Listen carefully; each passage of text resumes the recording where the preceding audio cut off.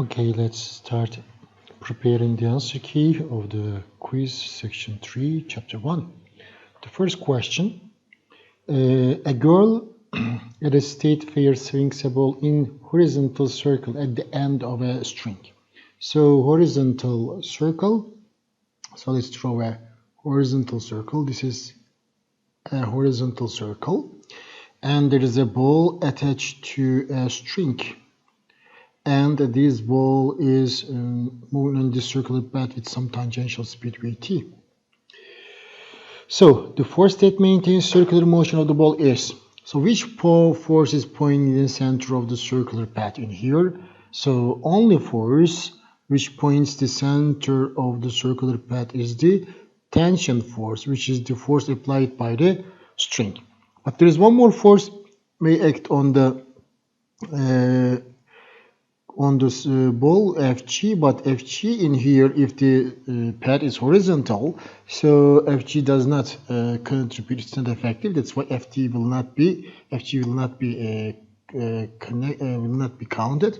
Only Ft, tension force, because tension force is only force pointing the center of the circular pad in this case. So answer will be the force of the force applied by the string. Question number 2. An object moves in a circle at a constant speed. So constant speed, but circle and constant speed. Which of the following is not true of the object? A. Its centripetal acceleration points towards the center of the circle. Centripetal acceleration always points towards the center of the circle. This is correct. Its tangential speed is constant. As speed is constant, tangential speed also normal. This speed is tangential. Even angular speed, tangential speed is constant. So if there is constant, tangential speed also constant. Correct. Its velocity is constant because direction is changing on a circle. So velocity is a vector quantity. Velocity cannot stay constant. Even magnitude of the velocity is constant, but direction of the velocity changes. So we cannot say that velocity is constant. This is wrong. A centripetal force acts on the object. Correct, because if an object is on a circular path, we need a centripetal force to keep this object on the circular path. Which one is incorrect? C is incorrect. Question number 3. Which of the following represents Newton's second law in circular motion? So remember, Newton's second law is mass times acceleration. So if centripetal force motion is this, you are going to write Fc is equal to m times AC. So what is AC equal? We can write AC by two ways. One of them is Fc is equal to mv squared over r, or Fc is equal to mr omega squared. So Fc is equal to F is equal to mr omega squared. C is the correct answer. A is torque. Calculates torque. This is also calculating the torque in rotational motion. We will study in section 3, chapter 2, section 3. We'll study about that. This is not force, this is AC. C is the correct answer. Question number 4. A pilot of 70 kg is flying a small plane at 40 meters per second. So mass of the pilot is 70 kg and tangential speed of the airplane is 40 meters per second in a circular path with a radius of 200 meters. So this is R. How much force is needed to maintain pilot's circular motion? So calculate Fc. Questions about this. Fc is equal to mvt squared over R. M is 70. Multiplied by Vt is 40, but squared divided by R, 200. So now let's calculate it. 70 times 40 squared divided by 200, which is equal to 560. 560 Newton. So choice A. Question number 5. A roller coaster car speeds down a hill and past point A, then rolls up a hill past point B. So car is in here at point B, it's passing. The car has a speed of 50 meters per second at point A. Sorry, the question is about the point A. The car has a speed at point A. The speed is given 15 meters per second, so this tangential speed. Vt is 15 meters per second in here. If the resultant force on the car is 1.2 times 10 to the power of 4, so resultant force acting on the car is centripetal force. What is mass of the car? Questions calculate the mass of the car. Centripetal force is given. A radius also known, it's 10 meters, it's given in here. So then we are going to use the equation for centripetal force. Fc is equal to mv squared over r. We will calculate m, so we should get m alone. So cross product, m times vt squared is equal to r times fc. Simplify m by dividing vt squared, or just say v squared, no problem. So in this case, m is going to be r times fc divided by vt squared.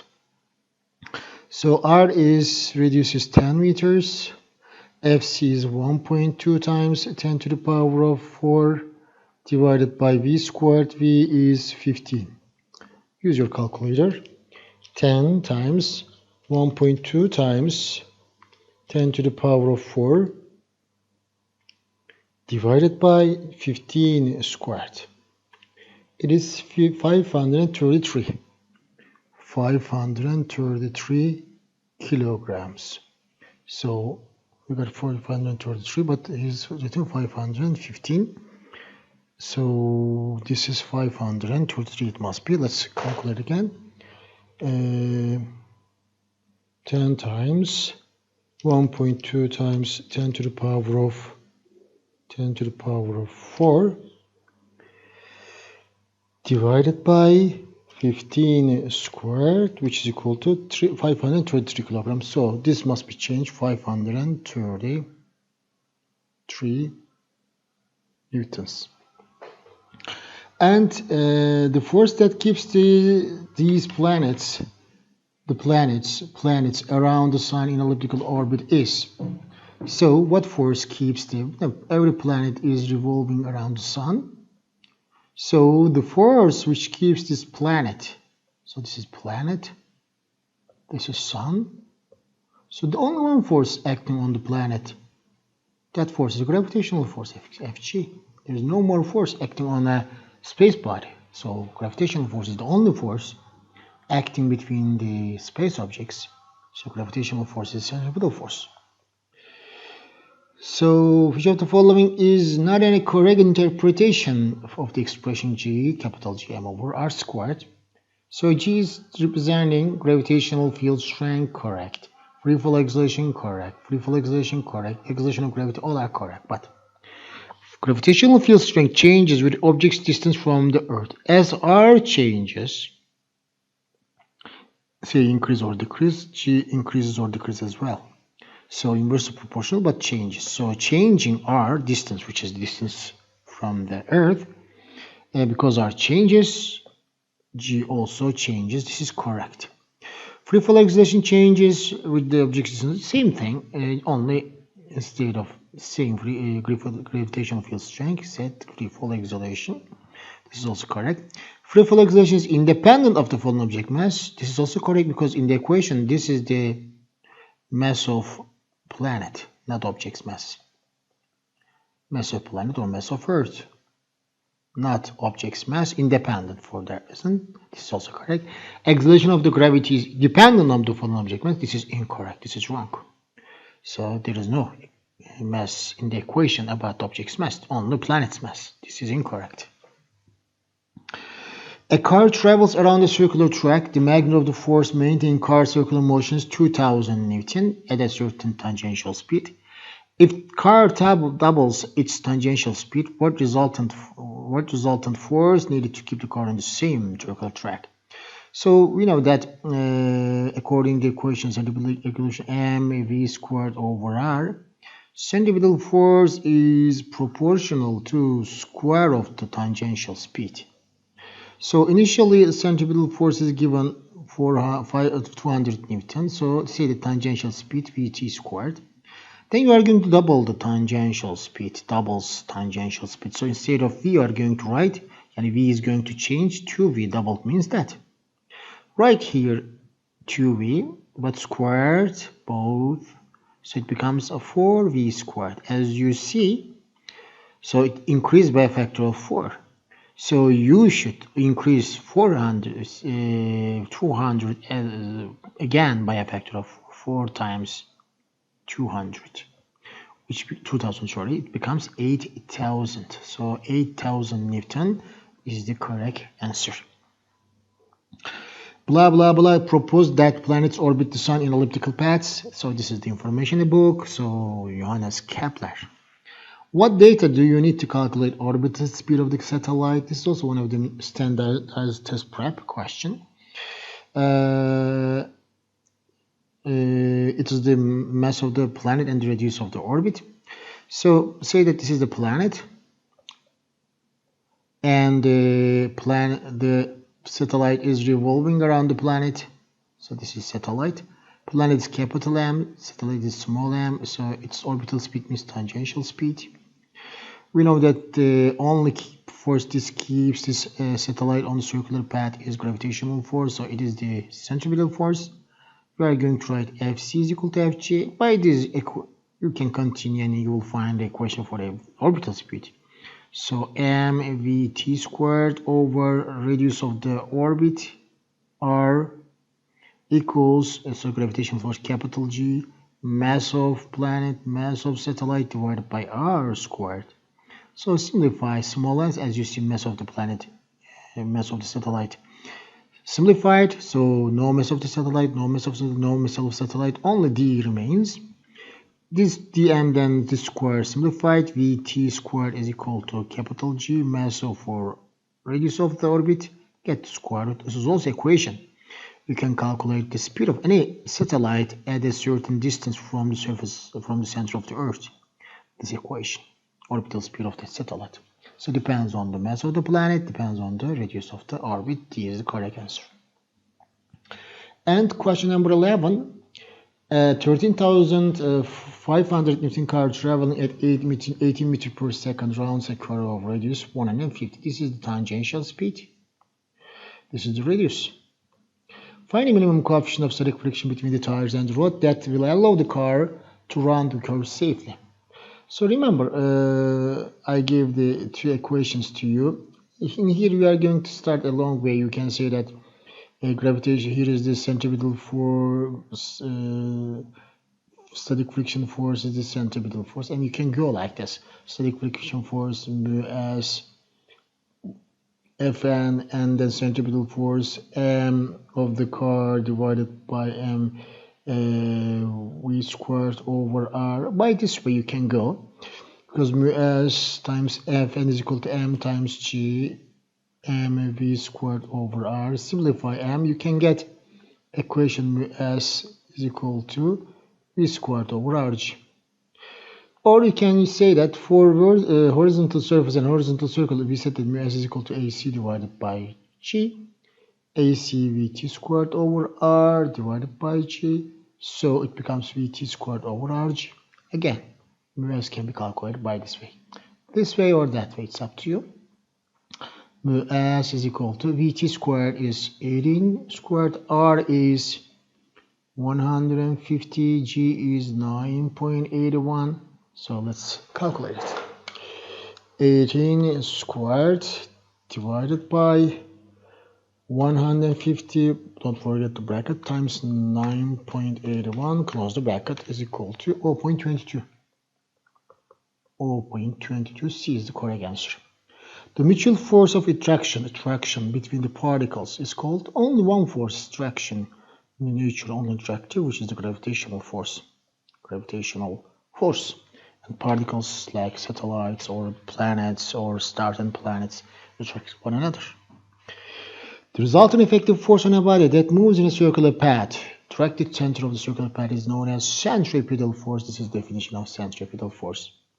A car is moving in a circular path. The direction of the one of the following is not towards the center. One of them is not. Centripetal acceleration, centripetal, centripetal towards the center. This is not the answer. Centripetal force, centripetal acceleration, centripetal force. So both are pointing the center.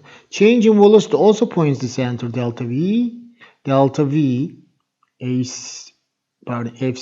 and AC. These three all point towards the center. Towards the center. But tangential means tangent to the circle. They cannot show the center. They cannot point the center. Tangential velocity or tangential acceleration. They are tangent to the circle. Their direction is perpendicular to radius, so they cannot point the center of the circle. Which of the following is calculated due to the change in direction of velocity of an object moves in a circular path? So because of change in velocity of the direction of the velocity, we calculate the centripetal acceleration. It's only because of the change in direction of motion or direction of velocity. Question number 16. Two objects with two specified masses and the specified distance separates them. If the distance between them is halved, by what factor does the gravitational force between them changes? So remember, F is proportional to gravitational force proportional to 1 over r squared. Questions say that you are going to halve the distance, so you are going to change r to r over 2. So insert in here 1 over r over 2. You should square this denominator, so it becomes 1 over r squared over 4. So flip it upside down, so it becomes 4 over r squared. This 4 goes up in here.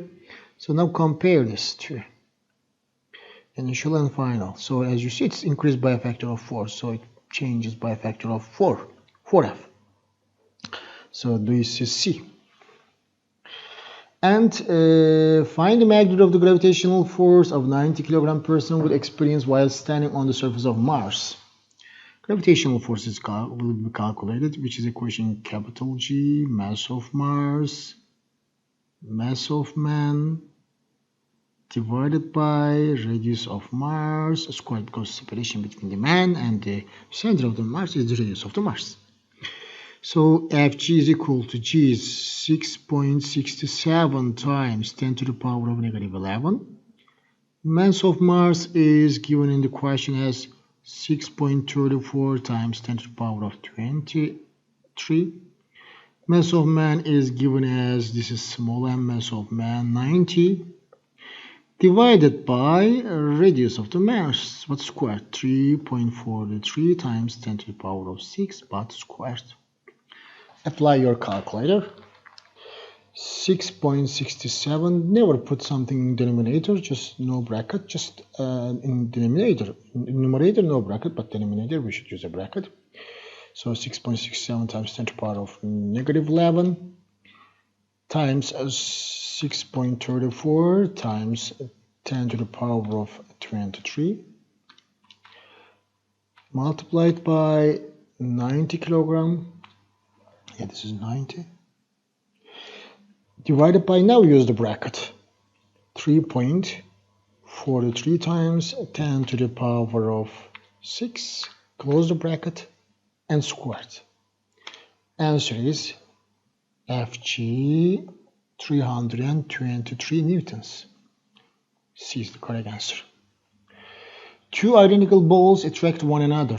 So by what factor does the force change if the mass of each ball is doubled of the initial mass? So you know that gravitational force is proportional to multiplication of masses, because there are two objects always in interaction. But the question is saying that we are going to double them. So we will change mass 1 to 2 mass 1. We will change mass 2 to 2 mass 2. So in this case, 2 times 2, it becomes 4. 4 times mass 1 times mass 2. Now compare this.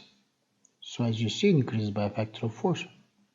So it changes by a factor of 4, increases by a factor of 4. Question number 19. Identify the force that maintains circular motion of a bicycle moving around a flat circular track. So if it is a flat circular track, it can make a turn, bicycle, motorbike, or car, or anything. So always static friction force is the centripetal force. Without static friction force, so it's not possible for a vehicle to make a turn on a circular path. Question number 20. An object is moving in a circular path. If centripetal force vanishes, yani removed, so no centripetal force, the objects continue according to the law of inertia. It will follow a straight line path if centripetal force is vanished. So this is all.